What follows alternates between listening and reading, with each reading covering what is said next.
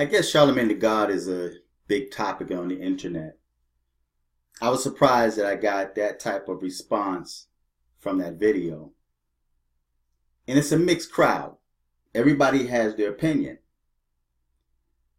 It seemed like people are divided or split down the line. You have some people that agree with the video. You have some people that semi-agree with the video. And then you have people that just straight out don't agree with it for whatever reason.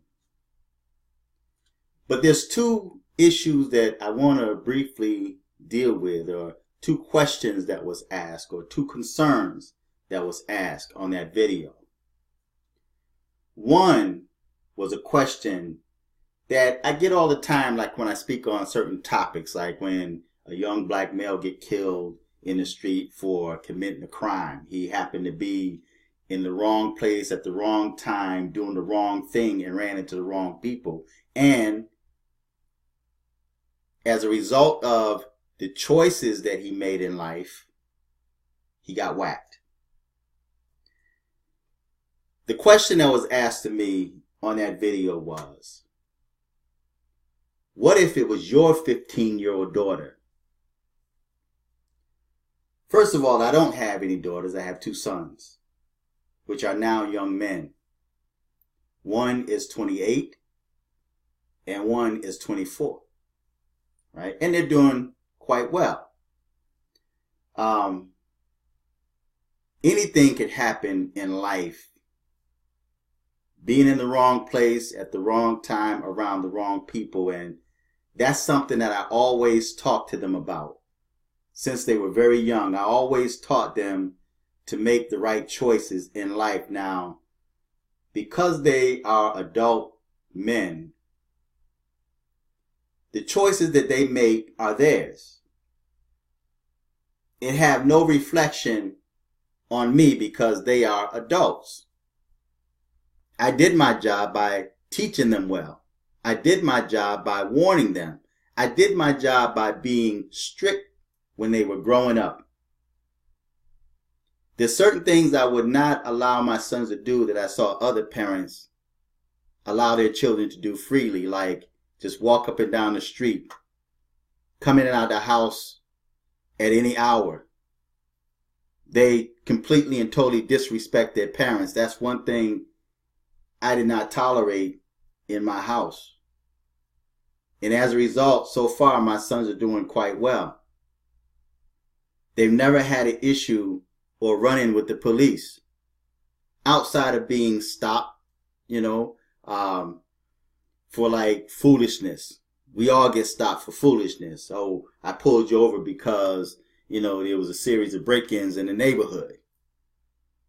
But I also taught them how to conduct themselves, especially if you are innocent. Now, if you're guilty, you're going to be nervous. You're going to rail at the police for whatever reason. But it never ends good. So if that was my daughter,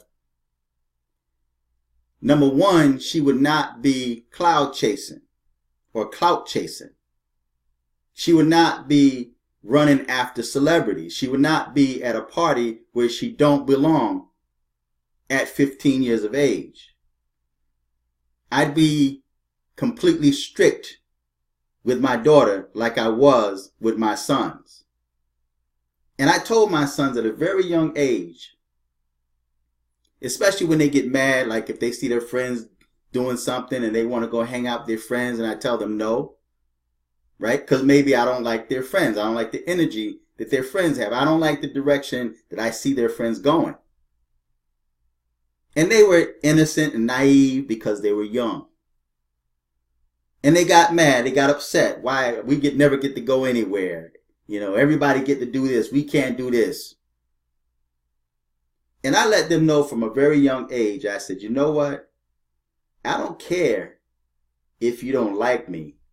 You can grow up hating me all you want. Right? Now, they never expressed any hate towards me, but I was just letting them know because as a young man, I know how young people think at times. I've done it myself when I was young. When I got in trouble, I'd get behind my mom's back or my father's back I can't stand them. I wish they weren't here. And I wish, just nonsense like that the young people do behind the parents' back. So I let them know straight up because I was once a child too. So I understand how young people think. So I said, you know what? I said, you may not like the choices and decisions I make. I said, but I don't care if you're 50 years old. If you're in this house, there's rules to this house and you will abide by this house rules. The day that you feel that you are too grown to follow rules, then it's time for you to get your own place. Right? And that's how they grew up. And I let them know, I said, I don't care if you hate me.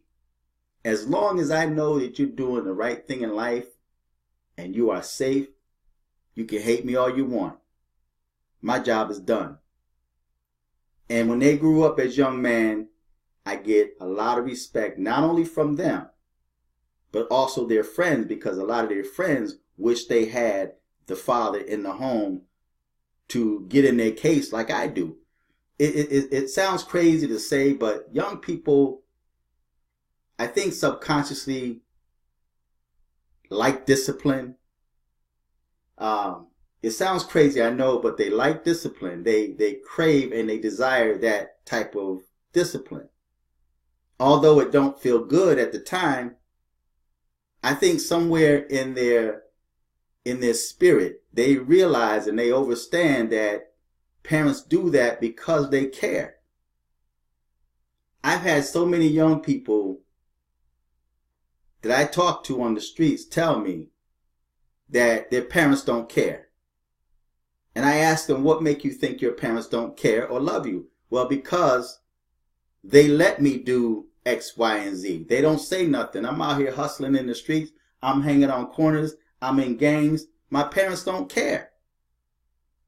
So there's young people that actually told me, young black males, gangbangers, drug dealers, that told me that their parents did not love them and did not care because they never talked to them like I talk to them. Because I get in their case. And I tell them, I'll jack you up, man. If I come to the school and you're not in class, I will jack you up personally, and then I will deal with your parents. And they would laugh, and they said, nobody has ever talked to me like that before. And because of that, I've gotten respect for young people now. So-called adults in the black community would get upset. They would get mad, be ready to sue me, be ready to fight me, be ready to hurt me because I said that to their child. Because they neglect to be parents to their children. So if that was my 15-year-old daughter, she would not be in that situation in the first place. She would know how to conduct herself as a young lady. Not a female, not a girl, but as a young lady growing up in this world, in this society that we live in today. Now, once she become an adult and she's out on her own, then she make choices and decisions for herself. Has nothing to do with me. I did my job as a parent. So no, that would not be my daughter. Now, if my daughter was doing the right thing, following the straight path, and some pervert came up and attacked her or slipped something in the drink, well, he's going to get a bullet in his dome. Because number one, I don't play when it comes to my family. So he would get a bullet in his dome. There's no question about that. Because you don't mess with minds.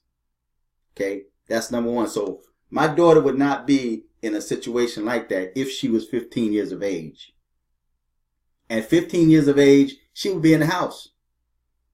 She would be in the house and she would be doing something productive to keep herself busy.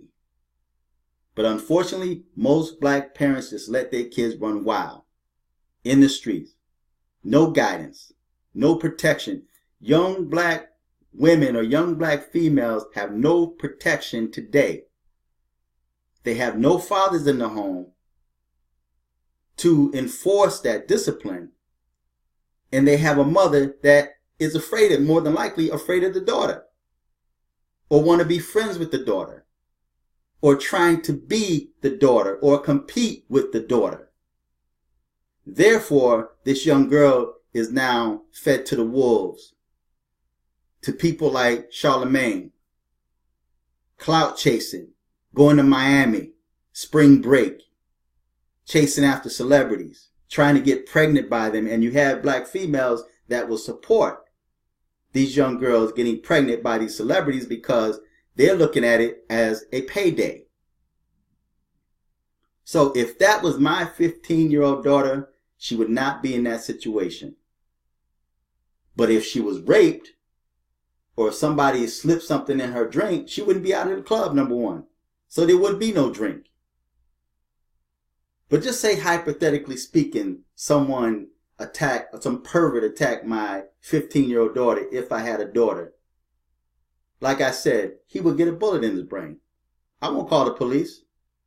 You know, if they happen to come on the scene, I'll let them do their work. But at the end of the day, he will get a bullet in his brain.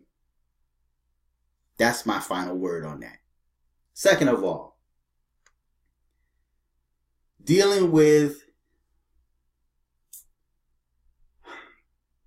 you know, Bill Cosby told a joke about using Spanish fly. And I think that joke contributed to him being where he is now. That's where all the attacks came from, because they're saying, oh, he admitted it. He gave the woman Spanish fly. And in this day and time, young people have no idea what Spanish fly is.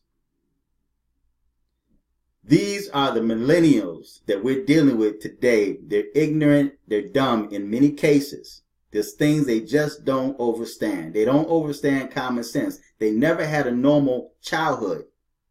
So there's a lot of things they don't understand. They think they do, but they don't. So when it comes to Spanish fly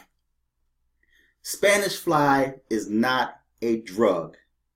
And I mentioned this in a video in the past. It's not a drug. It does not take a woman out of herself. In other words, she has full capacity of her actions. The choices that she make are hers completely, totally. Spanish fly does not get you drunk. It don't get you high. It don't disorient you. I'm trying to find words to describe it, but Spanish fly, let me give you an idea. Back in the 70s, I remember Spanish fly in junior high school, where you can actually go into a store, or maybe even a novelty store. You can still get it. You can get it on Amazon and eBay. Spanish fly.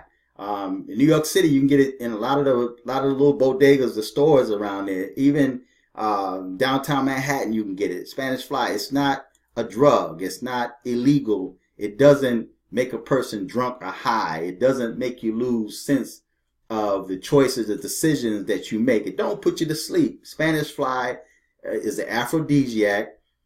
Just like sometimes people would take, what's that stuff, man? I used to sell it in my store. It's like the Chinese people sell it. A lot of dudes take it to try to, keep an erection or whatever. It'll come back to me. It's in my mind. They sell it in a lot of the Chinese stores and whatnot. But anyway, it's an aphrodisiac, man. It's supposed to get a woman in the mood. It's supposed to make her horny, right? And I'm sure there's people get horny all the time and they just don't, fall asleep and become woozy and disoriented and don't know what's going on, but it's an aphrodisiac. They come in different flavors. And I remember back in the 70s, man, in junior high school, in the cafeteria, the little athletes, young boys, athletes in junior high school had it, and they used to put it in the little girls' drinks because they wanted to sit back and watch and see the reaction of the girl, right? And young and dumb, right? They put the stuff in her drink, right? When the girl get up to go to the bathroom, or she go get a cookie or something, and the boys would sit there and watch, try to see a reaction from her. And the girl, she can kind of squirm in the seat a little bit, and they'll think that it's working, right? So the young boys are getting excited by watching this little girl. They thinking that she's getting excited in junior high school because they took some Spanish fly and put it in her drink or her milk or whatever she was drinking, right? And at the end of the day, they went on to their class and whatnot. Nobody got raped. There's no date rape drug or anything. you can look Spanish Fly up on the internet and you will find what it do. As a matter of fact, I'm going to put Spanish Fly, the ingredients and all that, and people may say, oh, it's got caffeine in it. Coffee has caffeine in it, right? And one dude asked me, why do I think Spanish Fly is not a drug? Simply because the Food and Drug Administration did not deem it as a drug. It's not a drug. You can get it in just about, you can still get it today, Spanish Fly. And this was back in the 70s, right? So when Bill Cosby stood up and spoke on Spanish Fly, the millennials heard that and was like, oh, he used a date rape drug and, he drugged the female and she was out of her mind. So any female can come along and tell a story about how she staggered and woke up and her clothes were off. Spanish Fly does not have that effect on you. All right. So when Charlamagne told that story about Spanish Fly, and see, brothers, that's why we have to be really careful what we say and the stories that we share, because they're going to always be somebody that's going to take it out of context. They're going to always take our story out of context. If a dude got on the internet and talked about Spanish Fly and how he put it in this girl's drink and how they did what they did that night, people would take that and say that he actually raped the girl. It wasn't rape, because she still have choice. She still make the ultimate choice and decision to open her legs to that dude. Spanish Fly is not a drug. It doesn't make you high. It doesn't disorient you. It doesn't make you go to sleep. It doesn't make you lose control of yourself. Spanish Fly is just like grape juice. And it's supposed to also work with guys too, to help guys to get an erection or to get excited. I don't know. So this whole thing with Spanish Fly, it's insane, because I'm watching all of these comments. I'm watching these videos where they talk about, Spanish Fly, but what is it? What is this Spanish Fly, this drug, this date drug? It's not a date drug. It's not a date rape drug. Spanish Fly is like Kool-Aid. You know what I mean? But you can look it up on the internet, man. A lot of y'all like to Google, so Google Spanish Fly. And you would see that it's an aphrodisiac, man. It's something that's supposed to get a woman excited, or a man, but it doesn't make them lose control of themselves. So I hope that answers some questions regarding Spanish Fly and what if it was my 15-year-old daughter. Number one, if I had a 15-year-old daughter, she wouldn't be in that situation. She would not be in that situation. Trust me when I say that. If I had a 15-year-old daughter, she'd tell the dude straight up, like, yo, my dad, he crazy. He's a vet. He's crazy. He own a lot of guns. And trust me, and you both won't be here. So she would have that kind of, fear but respect. Because when you fear your parents, you don't fear them like you are like just afraid and terrified of them. That fear is respect. You have a certain level of respect, just like we had the respect for our parents when we was coming up in the 60s and in the 70s.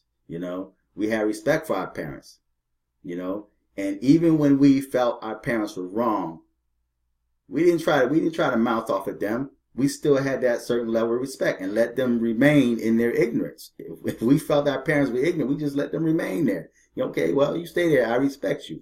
Okay, mom, yes, ma'am, yes, sir, right? But we didn't try to talk and then try to get back at our parents by doing something that they told us not to do, right? So young people have to learn to take responsibility for their own actions. And like I said, my sons, I taught them from a very young age to be responsible for the choices they make. And don't always be quick to blame it on someone else. If you make a choice and decision to do something or go somewhere or be in a certain environment, then, you have to be willing to take the consequences for that. Right? So feedback, tell me what you think. Until next time, I'm fearless.